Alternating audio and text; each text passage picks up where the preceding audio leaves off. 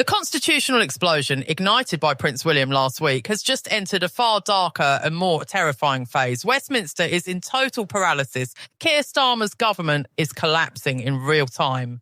But what's happening inside Buckingham Palace is infinitely more chilling. Just minutes ago, senior palace insiders leaked a 3,000-year-old document revealing a secret power held by King Charles, a power no one, not even the most seasoned politicians, dared to mention until now.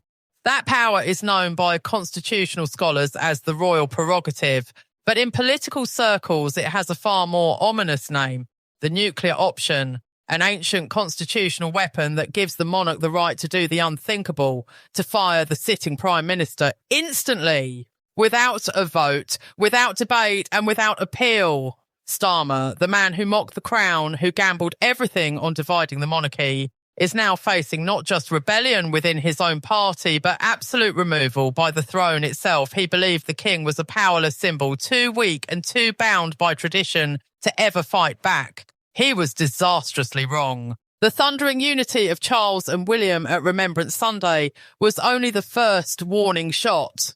Now the UK's top constitutional experts are reeling. Professor Robert Hale told Sky News 30 minutes ago, "We all assumed this power was dead. We were wrong." Theoretically, King Charles could summon Starmer to the palace tomorrow morning and demand his resignation. If he refuses, the king has the legal authority to dismiss him on the spot. Inside Downing Street, the atmosphere is sheer panic. Aides describe Starmer as pale, pacing his office, chiding, "He can't do that. This isn't the 17th century," but the brutal truth is, he can. The last time a British monarch dismissed a prime minister was in 1834, but legally that power still exists, dormant like a sleeping dragon. And Starmer, in his arrogance, may have just woken it. Panic has ripped through the Labour Party. The 23 MPs who sent that secret letter last week demanding an apology are now in open revolt. Leaked WhatsApp messages show total chaos. One senior MP reportedly wrote, "He's finished. If we don't remove him by Friday, the king will. He's made us a laughing stock. The crown doesn't even need to act." The mere threat of the royal prerogative has destroyed what little authority Starmer had left. His own party now believes the palace is moving against him. This is no longer politics. This is survival. Sources inside Number 10 say Starmer spent the morning demanding legal advice from the Attorney General, asking what defence he has. The answer was devastating. "Prime Minister, if the King exercises the prerogative, there is no appeal. No court can overrule him. Your only defence is political, and you have none left." That was the fatal blow.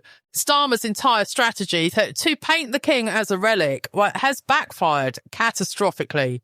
He attacked the one institution that stands above politics, legally, constitutionally, and emotionally. And now that institution is turning its ancient power against him. International reaction has been brutal. The Financial Times has called Starmer's government unstable and dangerous, warning investors the UK is sliding into constitutional chaos. £17 billion vanished from pensions last week, and the pound has dropped again since the royal prerogative story broke. This is a government in free fall, and the king hasn't even acted yet. Desperate, Starmer reportedly ordered an emergency bill to be drafted that would strip the king of his power. Think about that. The man who started this crisis by attacking the crown is now trying to rewrite the constitution to save himself. But his paranoia backfired. A cabinet source leaked the entire plan to the Telegraph less than an hour later. The headline, "Starmer's secret plot to strip king of power." The final betrayal had begun. Starmer no longer has a government. He's a prisoner in Number 10, surrounded by enemies. Meanwhile, ordinary Britons are suffering, while Starmer spends public money fighting the monarchy. Veterans like Michael Patterson, a 72-year-old Falklands hero, are still lining up at food banks with no heat in their homes. The hypocrisy has ignited national outrage. Protests outside Downing Street now chant not just defend the crown, but shame on Starmer. And now Nigel Farage has entered the battlefield. Starmer no longer has a government. He's a prisoner in Number 10, surrounded by enemies. Meanwhile, ordinary Britons are suffering while Starmer spends public money fighting the monarchy. Veterans like Michael Patterson a 72-year-old Falklands hero, are still lining up at food banks with no heat in their homes. The hypocrisy has ignited national outrage. Protests outside Downing Street now chant not just defend the crown, but shame on Starmer. And now Nigel Farage has entered the battlefield. He's holding an emergency press conference in Portsmouth, promising to speak for Britain's betrayed heroes. The political ground isn't shifting anymore. It's collapsing. And at the centre of that collapse stands one calm, silent figure, the King. Buckingham Palace has just confirmed an emergency meeting of the Privy Council this afternoon. Not next week, not tomorrow, this afternoon. It's a constitutional earthquake. Attending the meeting are not just senior ministers, but Rishi Sunak, the leader of the opposition, and Sir John Major, the former Prime Minister. By inviting them, Charles has broken every rule of political convention, sending one unmistakable message. This is now a national crisis, and the King is acting as head of state, not a political player. Even more shocking, Prince William has been invited to attend. Operation Unified Front isn't over. It's escalating. Father and son now stand shoulder to shoulder at the heart of power. The palace's silence is deafening. Its message devastating. Stability lives in the monarchy. Chaos in number 10. The Privy Council meeting lasted just 45 minutes, but what leaked from inside has ended Starmer's career. The King reportedly opened by saying, "It is my duty as sovereign to ensure the stable governance of the United Kingdom. It is clear the government's war against the Crown has created instability and alarmed our international partners." He didn't need to name Starmer. Then he turned to Rishi Sunak and asked one question. In the event of constitutional necessity, are you prepared to form a government? The room froze. The King had just legitimised the nuclear option. Sunak replied, "My party and I stand ready, Your Majesty." The kill shot had been fired. Within hours, Starmer's cabinet collapsed. Ministers refused to back him, MPs defected, and by evening, 50 rebels had renamed their group the Transition Team. They gave him a deadline, resign by 9 a.m, or they would call on the King to intervene, but the deadline never mattered.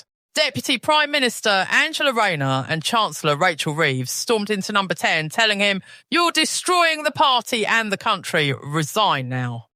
When he refused, Reeves said coldly, "No, Keir, we are patriots. You are a tyrant." Minutes later, her one-sentence resignation appeared online. "I cannot serve in a government that has lost the confidence of the markets, the public and the Crown." 14 cabinet resignations followed. The government collapsed. Starmer was Prime Minister in name only. No cabinet, no allies, no power. By 8 p.m, Downing Street was silent. He sat alone, surrounded by darkness, watching his downfall on the news. Then came the final act. At 8:15 p.m, Rishi Sunak's car was seen leaving Parliament for Buckingham Palace. The King hadn't summoned him. He had invited him to form a government. Charles didn't need to fire Starmer. This crisis will be remembered for centuries as the moment a modern politician forgot the oldest rule in British politics. The crown is not a symbol. It is the armour that protects the nation. The sleeping lion that awakens when the kingdom is threatened. Starmer didn't just lose a political battle, he lost a war against 300 years of history, tradition and power. Prince William's 7 words, "I stand with my father, now and always," were not just loyalty, they were prophecy, and Starmer, blinded by arrogance, never saw the lion coming.